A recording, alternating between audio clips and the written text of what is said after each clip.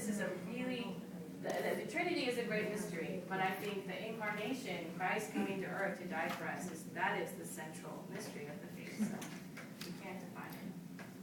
They tried and they made a big mess. From this definition, though, two natures in one person, and this becomes standard for later. If you say anything, you have to say at least that there are two natures that come together in one person. If you accept the definition. Other questions? Yes? I think yesterday you mentioned about that two natures united in one person. Yes. And this is a second person of Trinity. Yes. What does that mean? Okay, so the one person, the language one person, sort of helps us because it refers to the fact that Jesus is the Word incarnate, and I call him the second person. Okay, so you have God the Father, not an R, God the Father, and the Son, which is the Word, and the Holy Spirit. So we use the language here, three persons.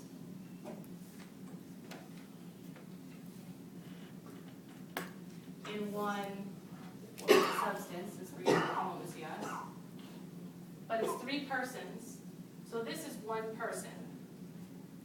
This is the one person who comes down to take on a human nature but still stays one person, to become Jesus.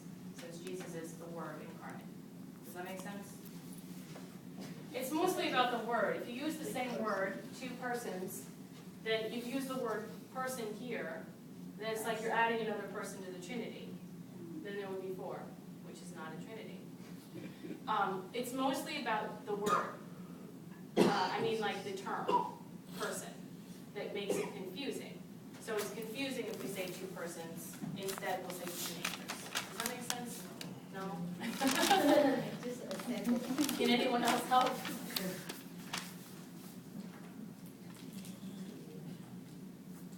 It's just preserving that this is one person who becomes incarnate. Other questions? Before I give you a test. Again, I feel that we should know what is right in the two natures Yes. in a person Yes. to hold that separately. Okay, so this language came from Cyril, and then the language came from Cyril, and then at the definition of, at the Council of Chalcedon, most of the people there agreed. A few didn't, but most of them said, okay, we'll go with this. I'll sign. Majority, exactly. Most of mysterious people, do they attend this council of? Some of them did, yes. Not him, I don't think, but some of his people. And people who agreed with him. They did. This time, everybody attended.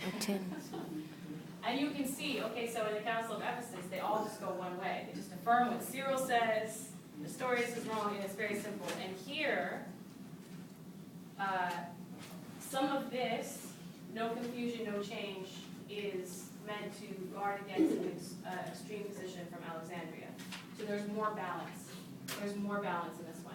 It's not totally centered, but there's more balance than Ephesus, which is just not how you should run a council. So actually, 431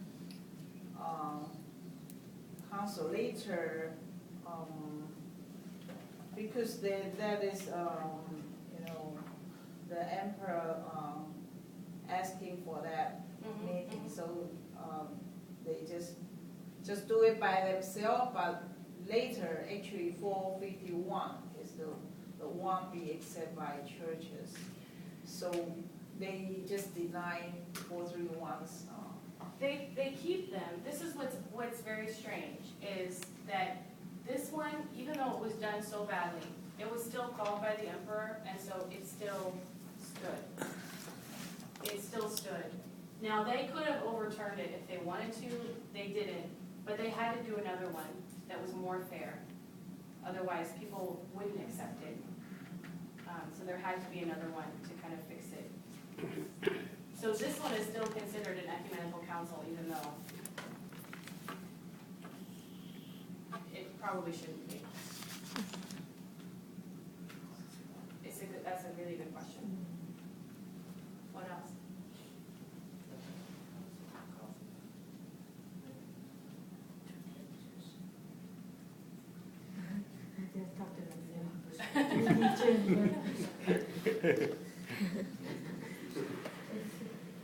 So these two, Council of the Creed of Nicaea and the definition of Chalcedon is sort of two major documents that then people after that looked back to and were supposed to agree with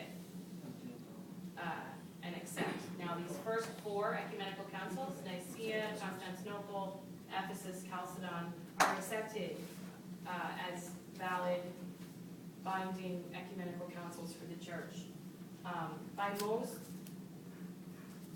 By Catholics, by Orthodox, and by most Protestants, the first four. So this is taken to be an orthodox and authoritative statement on Christian faith. God is three persons in one substance, sometimes being or essence, but three persons in one. And Christ is two natures, human and divine, in one person. There it is. It is also mentioned Mary, the Virgin, the God. The God bearer, Theotokos, it's in there. So, because in the 431, they say that's not supposed to say Mary is the mother of, should not call the mother of God. But In right now 431, they said you should call her Mother of God. Should call. Yes. In 431, they say yes, Theotokos, yes, she is the Mother of God. In 451, they say, yes, she is the Mother of God, but also he was begotten of his Father before all worlds, and in that sense, not.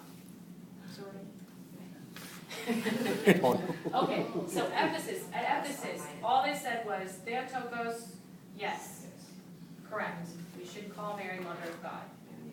At Chalcedon, this one, in this definition, they start with begotten of his Father before the ages, which is to say before Mary, and she had nothing to do with it, because she's not God. But looking at his manhood, looking at his humanity, okay, we agree, in that one sense, she is the Mother of God. No, they don't use the term, the Mother of God. They use the term, the God bearer.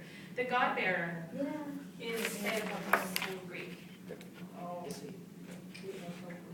Okay, so Theotokos in Greek means, Theo means God, and Tokos is bearer. It comes out in different English, so in English, the name Christopher. You heard the name Christopher in English? Yes. Christopher, that's Christ bearer. It's the same, that would be Christotokos, basically. That's not Christopher. Okay, so Theotokos, God bearer. God But this bearer. bearing means like giving birth. Oh. So it's like the God birther, Yeah. which doesn't sound very good, so we would say Mother of God. In Latin, they say Mother of God. They just say mother instead of bearer. Yeah, I think the bearer is better words for Mother of God. Because Mother of God, that is different. Mother means so many things beyond just giving birth to that I agree with you. I think the Greek is better. It's clearer, it's more specific. Mm-hmm. The Latin is Mater Dei, Mother of God, is less specific. And then the English we use from the Latin, Mother of God. God bearer, I think he's better. I agree with you. Mm-hmm. It's more specific. And therefore less kind of confusion about whether we should worship Mary. I think you're right, absolutely. What else? So that means Council of Ephesus and Council of Chalcedon, they agree same thing?